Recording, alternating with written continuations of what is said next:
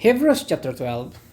Therefore, since we are surrounded by such a great cloud of witnesses, let us throw off everything that hinders and the sin that so easily entangles, and let us run with perseverance the race marked out for us, fixing our eyes on Jesus, the pioneer and perfecter of faith, who rejoiced that before him he endured the cross, scorning its shame, and sat down at the right hand of the throne of God. Consider him who endured such opposition from sinners, so that you will not grow weary and lose heart. In your struggle against sin, you have not yet resisted to the point of shedding your blood. And have you completely forgotten his word of encouragement that addresses you as a father addresses his son? It says, "My son, do not make light of the Lord's discipline,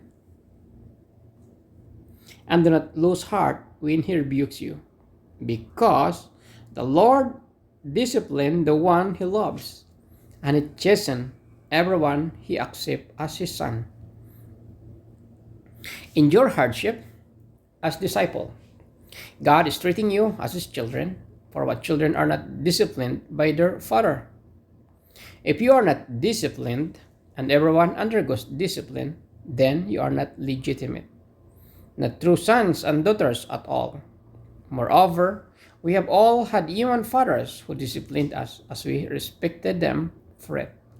How much more should we submit to the Father of spirits and live? They disciplined us for a little while as they thought best, but God disciplines us for our good, in order that we may share in his holiness. The discipline seems pleasant at the time, but painful. Later on, however, it produces a harvest of righteousness and peace for those who have been trained by it. Therefore, strengthen your feeble arms and weak knees. Make level paths for your feet, so that the lame may not be disabled, but rather healed. Make every effort to live in peace with everyone and to be holy. Without holiness, no one will see the Lord. See to it that no one falls short of the grace of God, and that no bitter roots grows up to cause trouble and defile many. See that no one is sexually immoral, or is godless like Esau, who for a single meal sold his inheritance rights as the oldest son.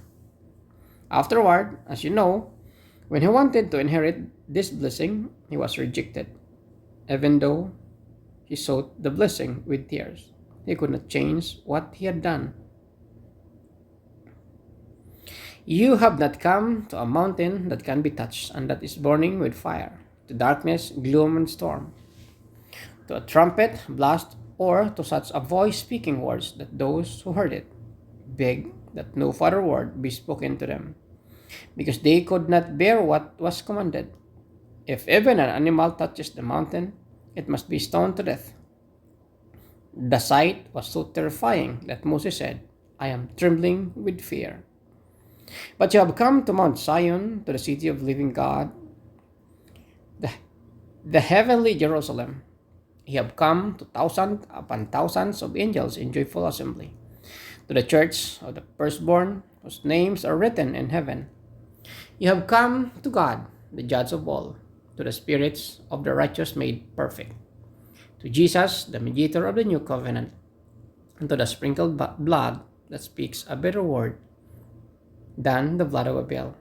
See to it that you do not refuse him who speaks. If they do not escape when they refuse him who warned them on earth, how much less will live? If we turn away from him who warns us from heaven, and that time his voice shook the earth. But now he has promised, "Once more I will shake not only the earth, but also the heavens." The words "once more" indicate the removing of what can be shaken, that is, created things, so that what cannot be shaken may remain. Therefore, since we are receiving a kingdom that cannot be shaken, let us be thankful and so worship God acceptably with reverence and awe, for our God is a consuming fire.